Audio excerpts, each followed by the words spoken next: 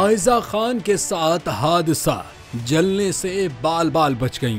Pakistan drama industry की मारूफ अदाकारा और मॉडल आयजा खान ने हाल ही में अपने सोशल मीडिया अकाउंट से एक वीडियो शेयर करते हुए मद्दाहों को इस हादसे से आगाह किया है कि वो आग की लपेट में आने और जलने से बाल बाल बच गई हैं। वीडियो में आयजा खान स्याह लिबास में समंदर के किनारे घोड़े के साथ अपने किसी प्रोजेक्ट की शूट में मसरूफ थी कि अचानक बेध्यानी में वो वहां लगी मशल से टकरा गईं, लेकिन मौजज़ाना तौर पर उन्हें कोई नुकसान नहीं पहुंचा और उन्होंने घोड़े को भी मशल से टकराने से बचा लिया।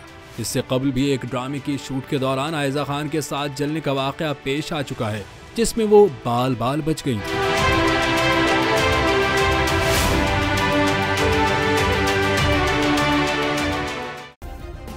सब्सक्राइब करें और बेल दबाएं ताकि कोई खबर रह न जाए।